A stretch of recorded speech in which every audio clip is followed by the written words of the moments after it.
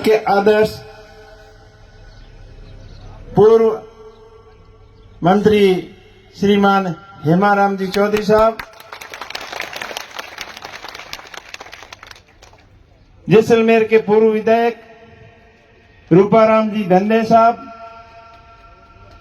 पचपदरा के पूर्व विधायक मदन जी प्रजापत,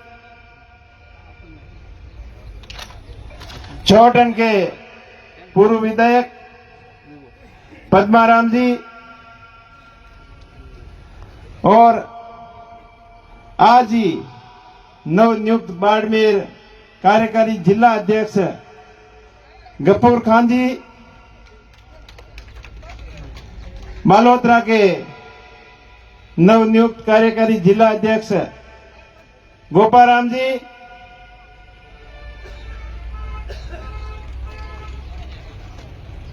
पीसीसी मेंबर आजाद सिंह जी,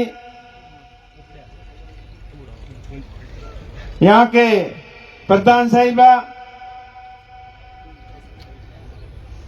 प्रधान पायला चुनाराम जी, पूर्व प्रधान सोन जी, ताजाराम जी और समस्त पूर्व प्रधानगण,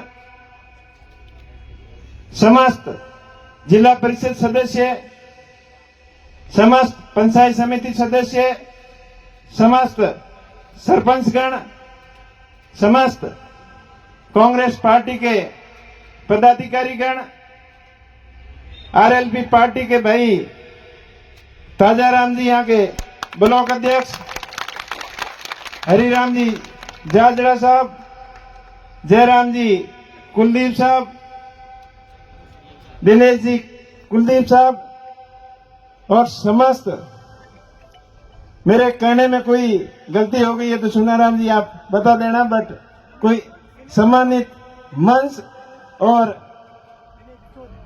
दिनेश जी चौधरी ब्लॉक अध्यक्ष, समस्त जनप्रतिनिधिगण, सरपंचगण और दूर दराज गांव ढाणी से आए हुए मेरे पिता तुल्य बुजुर्गों, युवा साथियों, आज आप बड़ी संख्या में यहाँ उपस्थिति दर्ज कराकर ये साबित कर दिया कि कांग्रेस पार्टी और राष्ट्रीय लोकतांत्रिक पार्टी का जो गठबंधन है वो राजस्थान को एक नई दिशा देगा और राजस्थान में बदलाव की शुरुआत यहाँ बाकासर बॉर्डर से शुरू होकर हरियाणा के हिसार बॉर्डर तक कंटिन्यू कांग्रेस की और आरएलपी के गठबंधन की लहर चलेगी और आंधी और तूफान की तरह चलेगी। भाइयों, पुरानी बातों को भूल जाओ और नई शुरुआत करो। अब अकेले लड़कर देख लिया, अकेले लड़ने से पार नहीं पड़ती, इसलिए गठबंधन करना जरूरी था और गठबंधन का धर्म ईमानदारी से अपन सबको मिलकर निभाना है।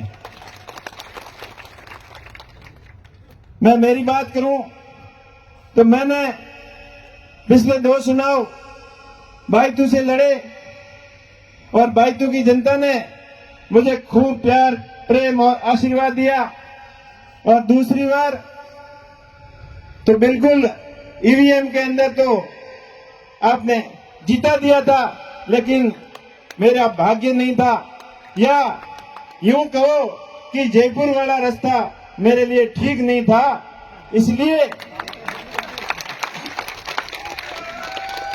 चुनाव शायद मेरे पक्ष में नहीं रहा, क्योंकि मेरा लगाव शुरू से दिल्ली से रहा है। तुम संघर्ष करो, हम तुम्हारे साथ हैं। जब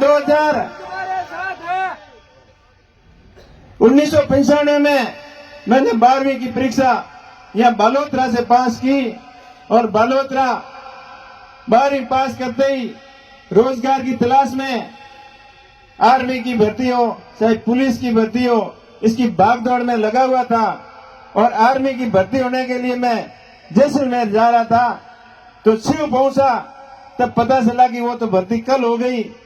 तो किसी सज्जन ने मुझे बताया कि वापस आप जाओ। और बाड़मेर के अंदर एक दिल्ली पुलिस की भर्ती आई हुई है, हमारे लिए नाम भी नया था। उस समय माननीय राम निवासी मिर्जा साहब अपने यहाँ के सांसद हुआ करते थे और उनकी एक दूरगामी सोच थी कि दिल्ली को मजबूत करने के लिए दिल्ली के अंदर दिल्ली की पुलिस समस्त राज्यों से सिलेक्ट करके लाए ताकि दिल्ली का शासन सही हिसाब से चलता रहे। भाग्य की बात थी, वहां गए और वहां भर्ती हो गए। उसके बाद में दिल्ली पुलिस की 10 साल तक नौकरी की, लेकिन नौकरी में भी मेरा ज्यादा वहां मन नहीं लगा। शुरू से ही कुछ नया करने की इच्छा रहती थी। मेरी इच्छा तो थी कि वहां से मैं पढ़कर अच्छा बड़ा अफसर बनूं, और अफसरों की लाल बत्ती वाली गाड़ियां देखते थे तब अंदर से एक नई आवाज आ रही थी कि भाई तुझे ये कांस्टेबल की नौकरी नहीं करनी है, अफसर बनना है। प्रयास किया लेकिन उसके अंदर सफलता के इर्द गिर्द थे नहीं। तब नौकरी को छोड़कर अपना खुद का व्यवसाय वहीं दिल्ली से ही शुरू किया और वहां नौकरी करते करते 2006 के अंदर अपना खुद का काम शुरू किया और वो भी हैंडीक्राफ्ट का एक्सपोर्ट का काम बहुत बढ़िया चला। 2010 आते आते बढ़िया काम चल रहा था और मैं जर्मनी के अंदर बैठा था। तब गांव वालों ने एक नई पुकार लगाई कि उमेश जी आपको गांव का सरपंच बनाएंगे। कुछ दिल मान नहीं रहा था लेकिन मनोहार का कच्चा था। लोगों ने मुझे कई बार बोला तो हाँ भर दी, आ गया।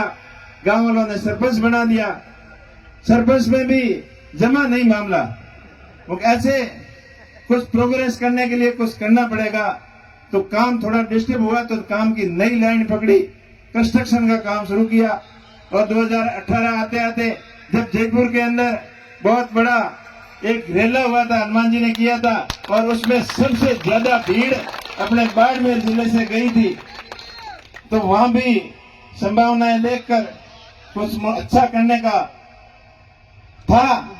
लेकिन वक्त ऐसे आया कि जो उसके अंदर होना था वो हो नहीं पाया। तो ये तो थी कुछ बातें जो आपको मैंने मेरी निजी राय बताई। अब मैं आदरणीय हेमाराम जी का बहुत बहुत धन्यवाद देना चाहता हूं कि इन्होंने पूरे बाड़मेर जिले की अपनी कांग्रेस के नेताओं से, चाहे रूपाराम जी हो, चाहे अमीन खान जी हो, चाहे गफूर खान जी हो, चाहे पद्माराम जी हो, चाहे साले मोहम्मद जी हो, चाहे मानवेंद्र जी हो, कन्नड़ साहब हो, सबसे विस्तृत विचार विमर्श करके मदन जी वगैरह सबसे पूरे ब्लॉक अध्यक्ष सबसे विचार विमर्श करके ये निर्णय लिया। और मैंने भी जब 23 वाला रिजल्ट आया तो उसके बाद में पूरे जिले की ऐसी भावना थी कि उमेश जी अब इस पार्टी से अकेले से आप आगे नहीं बढ़ सकते, आपको कुछ निर्णय लेना पड़ेगा। तब आम लोगों की, आम जन की ये भावना थी कि आप कोई बड़ी पार्टी पकड़ो। तो मैं तो शुरू से ही कांग्रेस पार्टी से अपने ज्यादा परिवार, समाज, छत्तीसगढ़ के लोग शुरुआत में कांग्रेस से जुड़े हुए थे, तो और अपनों के साथ में रहना ज्यादा पसंद किया और ये फैसला पूरे जिले ने सहर्ष स्वीकार किया। मैं धन्यवाद देना चाहता हूं हेमाराम जी को, पूरी टीम को, पूरी बाड़मेर जैसलमेर बालोतरा की जनता को और अपने प्रदेश कांग्रेस कमेटी टीम और all India Congress committee team को कि मेरे जैसे साधारण परिवार से जन्मे एक मामूली व्यक्ति के ऊपर आपने इतना बड़ा भरोसा किया। इसके लिए आप सभी का बहुत बहुत आभार। मैं आपसे ये वादा करता हूं कि मैं आपके भरोसे और आपकी उम्मीद के ऊपर पूरा खरा उतरने का प्रयास करूंगा। हेमाराम जी हम सबके आदर्श हैं, सबको साथ लेके चलते हैं और मैं आप सभी के सामने वादा करता हूं कि मेरे अंदर तनिक भर की भी इंसानियत है तो हेमाराम जी के आकर को कभी लांग के आगे नहीं जाऊंगा। हमेशा इनके मार्गदर्शन में इनके बेटा बनकर काम करूंगा और आप सबका भाई और बेटा बनकर आपकी सेवा में कोई कमी नहीं छोड़ूंगा। संपूर्ण पार्टी परिवार, संपूर्ण आरएलपी के कार्यकर्ता हो चाहे कांग्रेस के कार्यकर्ता हो, सबको साथ में लेकर चलूंगा। कोई भी किसी प्रकार का वाद विवाद और भेदभाव नहीं करते हुए सबको साथ लेकर चलेंगे और पार्टी को मजबूत बनाएंगे। कांग्रेस पार्टी पिछले 10 साल से कांग्रेस बाड़मेर, जैसलमेर, बालोतरा से नहीं जीत पाई। इसके पीछे कई कारण थे। अपने को बड़े बड़े सपने दिखाए, चाहे काला धन का हो, चाहे पूरे देश को हरा भरा और खुशहाल बनाने का हो, चाहे रोजगार का हो, सारे बातें हवा हवाई रह गए। जब 2014 में मोदी जी यहाँ अपने बालोतरा में आए थे, बहुत बड़े बड़े भाषण दिए थे। आप सब में से सबको याद होंगे, नर्मदा गांधी, इंदिरा गांधी नहर और नर्मदा नहर को आपस में जोड़कर बाड़मेर के बॉर्डरी इलाके को मजबूत और हरा भरा करने का अपने को सपना दिखाया था। लेकिन आज देख लो क्या दुर्दशा है इस इलाके की। ये रूपाराम जी बैठे, नहरी इंदिरा गांधी नहरी क्षेत्र के अंदर किसानों की बहुत हालत खराब है। उनको 8-10 बारी पानी की मिलनी चाहिए, उसकी जगह 4-5 मिलती है, वो भी आधी अधूरी और टाइम पे नहीं मिलने की वजह से किसान बहुत परेशान है। नहरी क्षेत्र के अंदर न कोई स्थायी सुविधा है, न कोई पीने के पानी की सुविधा है, न ही अपने मुर्गों के ऊपर लाइट की सुविधा है। तो इन सभी सुविधाओं को दरकिनार किया और इधर आपके नहर का भी यही हालत है। हेमाराम जी के इनके प्रयास से, कांग्रेस पार्टी के प्रयास से, इंदिरा गांधी के सपने से ये नहरें तो जरूर बनी, लेकिन अब इनकी जो बनी है उनकी भी व्यवस्था बराबर नहीं है। किसानों को कई बार पानी के लिए धरने के ऊपर बैठना पड़ता है और संघर्ष करके अपना हक लेना पड़ता है, और वो भी कभी कभार तो मिल जाता है और कभी कभार नहीं भी मिलता है। लेकिन इन परिस्थितियों के पीछे जिम्मेदार कौन? वो 2 करोड़ रोजगार कहां गया? और किसानों की बात कर रहे थे 2023 तक किसानों की आय दुगनी करेंगे, लेकिन 2023 आके चला भी गया और वो उस मुद्दे को भटकाने के लिए नए नए जुमले लाने की कोशिश कर रहे हैं। आज किसान परेशान है। एमएसपी का मामला हो चाहे आय दुगनी का मामला हो, मेरे को तो ऐसा लग रहा है कि आय दुगनी का तो पता नहीं, लेकिन किसानों का खर्चा जरूर दुगना हो गया। टाइम से बिजली नहीं आती, बिजली के वोल्टेज पूरे नहीं आते और हर तरीके से किसान परेशान है। और दूसरा जो सबसे बड़ा माही बांध का जो मामला था, अभी ताजाराम जी बता रहे थे, ये बात मोदी जी ने भी वहां बताई थी कि आपकी लूणी नदी को नदियों से नदियों जोड़ने की स्कीम का जो सपना अटल बिहारी जी ने दिखाया था, लेकिन इन्होंने उसके ऊपर काम नहीं किया, खाली बातें की। और केंद्रीय जल संसाधन मंत्री अपने जोधपुर के ही होते हुए अपने पश्चिमी राजस्थान के लिए कोई भी एक बड़ा प्रोजेक्ट नहीं ले पाए। और अपने को ये लूणी नदी वाली जो माई बांध परियोजना थी उसके लिए अपना अभी तक इंतजार कर रहे हैं। माननीय उच्चतम न्यायालय ने कई बार अपने पक्ष में निर्णय देने के बाद में भी उस समझौते का उल्लंघन किया जा रहा है। जब गुजरात सरकार और राजस्थान सरकार के साथ में समझौता हुआ था, उस समय राजस्थान सरकार ने कोई व्यवस्था बैठी नहीं थी, तो ये समझौता हुआ था कि 10 साल बाद में गुजरात सरकार अपने खर्चे से इस परियोजना से पानी की नहर लगा के उसकी व्यवस्था गुजरात सरकार कराएगी और अपने हिस्से का पानी देगी। लेकिन गुजरात सरकार ने राजस्थान सरकार के साथ, राजस्थान के किसानों के साथ गुजरात सरकार और केंद्र सरकार ने मिलकर कुठाराघात किया और अभी तक वो परियोजना अटकी पड़ी है। अब चुनाव नजदीक है, तब वो आपको कोई जुमला बता सकते हैं। अभी लेटर की राजनीति चल रही थी, तो अपने को अभी कोई लेटर दिखा के कर सकते हैं कि हमने ये कर दिया वो कर दिया, लेकिन उसके लिए भी मजबूती से आपका भाई वहां सबसे बड़ी पंचायत के अंदर आपकी मजबूती से पैरवी करेगा। आपने जिन उम्मीदों के साथ माननीय कैलाश जी को यहां से चुन के भेजा और वह मंत्री भी बन गए, लेकिन आप बताओ बाड़मेर, जैसलमेर, बालोतरा के लिए कोई एक बड़ा प्रोजेक्ट यहाँ लाके इन्होंने किया है तो आप बताओ। सपने जरूर दिखाए थे, जैसलमेर, बाड़मेर और गुजरात को सीधी रेल से जोड़ने का 2014-15 के बजट में 5,000 करोड़ रुपए भी स्वीकृत हुए थे, लेकिन एक पैसा खर्च नहीं हुआ और वो योजना ऐसी कैसी धरी पड़ी है। बाड़मेर के अंदर एयरपोर्ट का सपना दिखाया, लेकिन वहां काम जीरो। और अपने गुड़ामालानी के अंदर जो बाजरा अनुसंधान केंद्र का, वो भी जाते जाते लास्ट में एक पत्थर लगा के गए, लेकिन उनकी काम करने की नीयत होती साफ तो वो काम करके दिखाते। इन सब बातों से आप भली भांति जानते हैं। मैं लंबी चौड़ी बातें नहीं करता, पूर्व वक्ताओं ने सारी आपको बातें बता दी। मैं आपसे इतना ही कहूंगा कि आप मेरे ऊपर आशीर्वाद देना। मैं आपकी आवाज को, आपकी मूलभूत आवश्यकताओं को अपने बाड़मेर, जैसलमेर, बालोतरा के विकास के लिए हमेशा मजबूती से वहां आपकी पैरवी करूंगा, इसके अंदर कोई कमी नहीं छोड़ूंगा। अपने एरिया सीमावर्ती क्षेत्र है, हमेशा अभावों से गुजरा है, अकालों की मार झेलनी पड़ी, आंधी धूप और कड़ाके की ठंड का सामना सदियों से करता आया है। लेकिन अब धीरे धीरे कहते हैं नहीं, कुदरत हमेशा एक जैसी नहीं रहती, समय और परिस्थितियां बदलती रहती है। तो अब कुदरत की भी मेहरबानी बाड़मेर, जैसलमेर के मरुस्थलीय इलाके के ऊपर होनी शुरू हो गई। यहाँ काला सोना के रूप में क्रूड और गैस, कोयला, इनके साथ साथ और भी कई बेशकीमती खनिजों के अपार भंडार हैं और उनका शुरुआत हो चुकी है।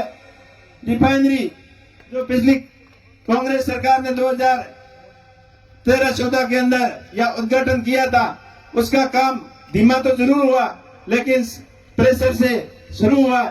तो इसके बायो प्रोडक्ट हो, सोलर एंड विंड के प्रोजेक्ट हो, इसके संबंधित रिफाइनरी के बायो प्रोडक्ट, बाड़मेर, बालोतरा का कपड़ा उद्योग, सारे इन मामलों को लेकर मजबूती से पैरवी करेंगे और बाड़मेर, बालोतरा के कपड़ा उद्योग को नई ऊंचाइयों तक पहुंचाने का पूरा प्रयत्न करेंगे।